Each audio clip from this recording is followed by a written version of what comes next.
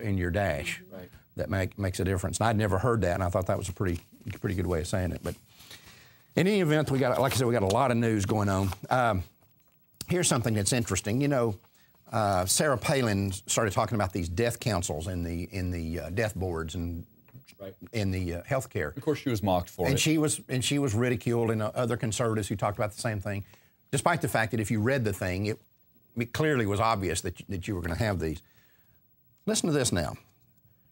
And by the way, we're going to have to, if you're very old, we're not going to give you all the technology and all those drugs for the last couple of years of your life to keep you maybe going for another couple of months. It's too expensive.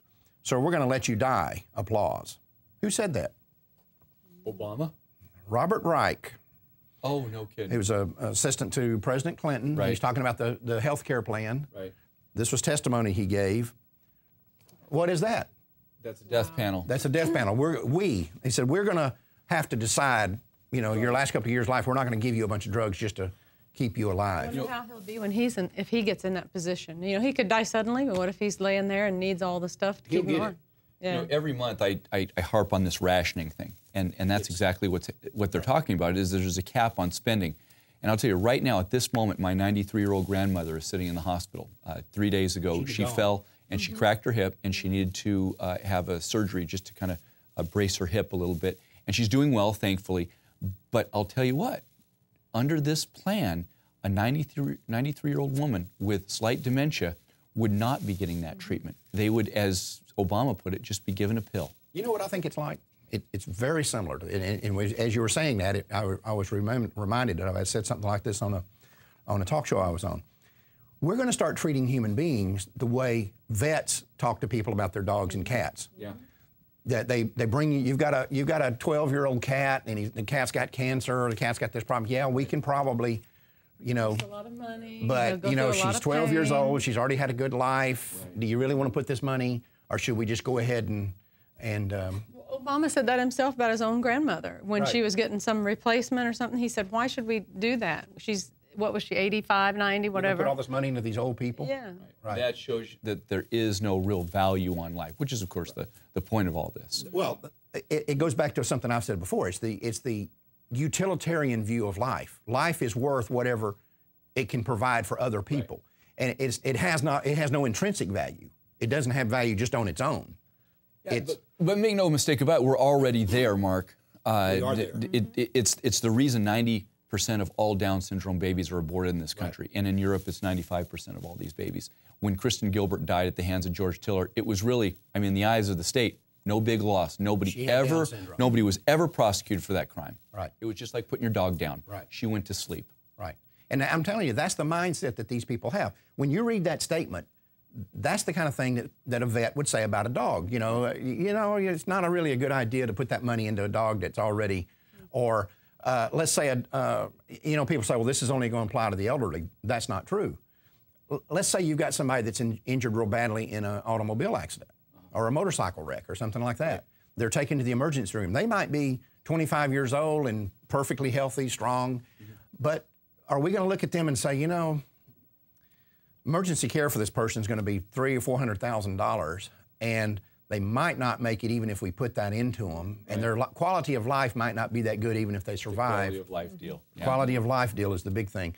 So let's just make them comfortable, shoot them full of morphine, and make them comfortable and let them. Sometimes they don't even make them comfortable. Oh yeah, I know. Let's remember Terry Schiavo. Right. They deprived her of water. Right.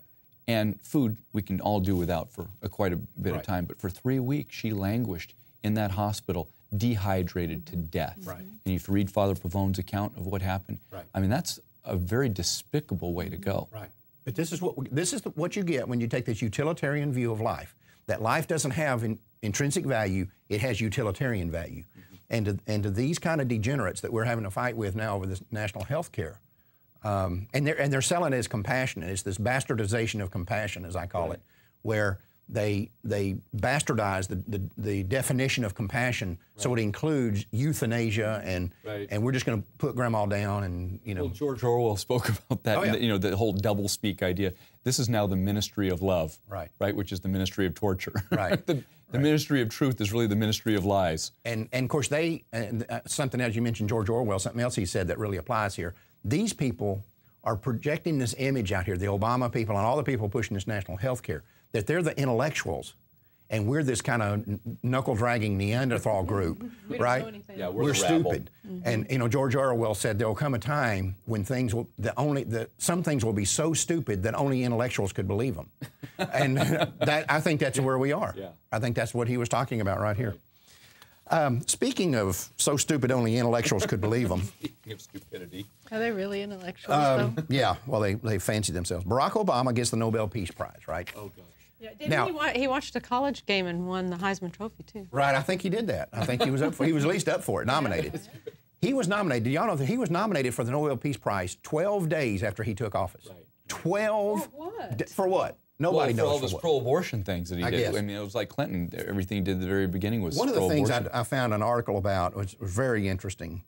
One of the people who was also nominated when Barack Obama was nominated was a Chinese attorney and he lost out to Barack Obama.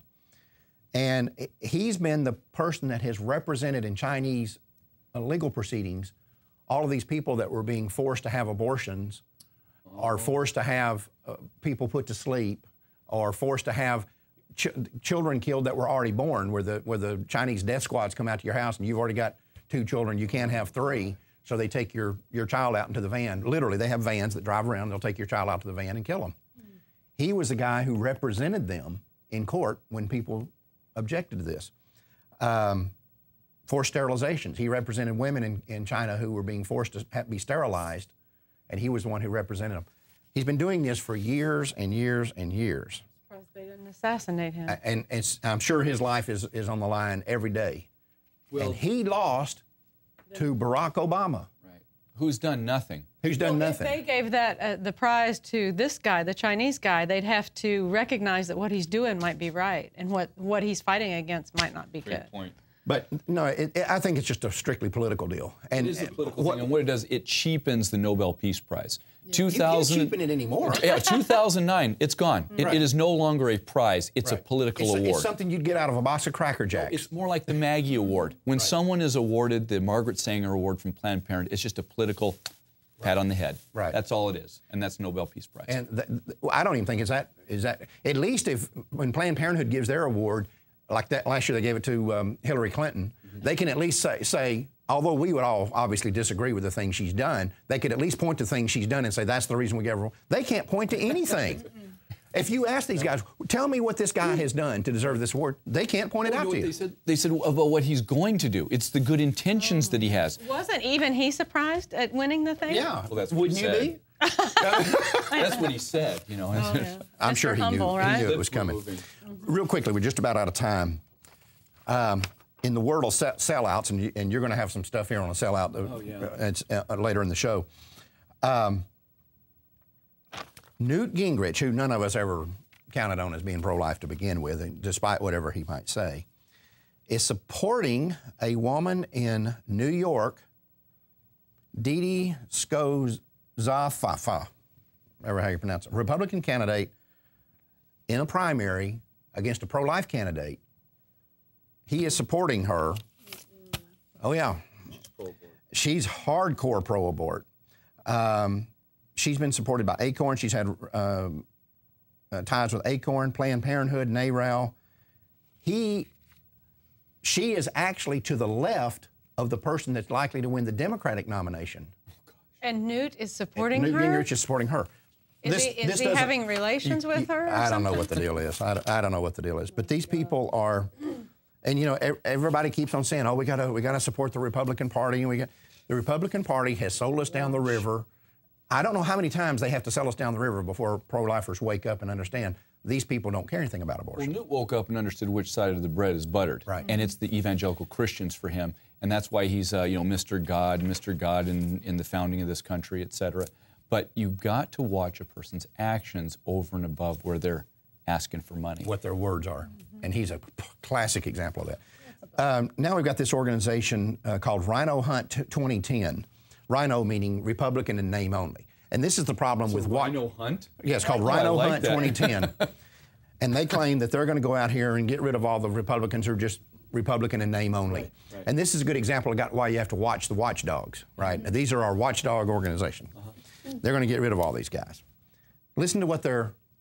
You can be a rhino, unless you are a rhino, their only position on abortion here is in order not to be a rhino, you have to be against tax dollars being spent to promote or fund abortion. That's all you have to do. That's it. That's it. So in other words, like everything the Republicans do, all that matters, or in the Democrats' case too, all that matters is money. Every one of these things relates to money. Right. And so what these people who are saying, oh, we're going to get rid of all the rhinos, we're going to expose them, what they're saying is, we won't say anything about your killing these babies as long as you don't take money out of my pocket to pay for it. That's all I care about. Well, a lot of people would classify them as neoconservatives and not true conservatives. Yeah, they're not, and they're not truly pro-life. They're not any. I tell my son who talks about a Republican, I go, you can't claim Republican. You say I'm a conservative. There's a big difference. There's a gigantic difference. And I'll tell you the thing that scares me. The worst person in the Democrat, in the political spectrum, is a liberal Republican, because you don't watch him as close as you do a liberal Democrat. And they can get away with more and have gotten away with more. You know, and right now we're seeing... Snow? Yeah, that's a good example. But, you know, we're seeing this country be destroyed. The country that we all grew up in is no longer going to exist another 3 years from now. I'm not sure it exists now. The country that we grew up in, that we were living in 6 months ago, doesn't exist. We are turning into an absolute out-and-out Marxist state. This Obama and his administration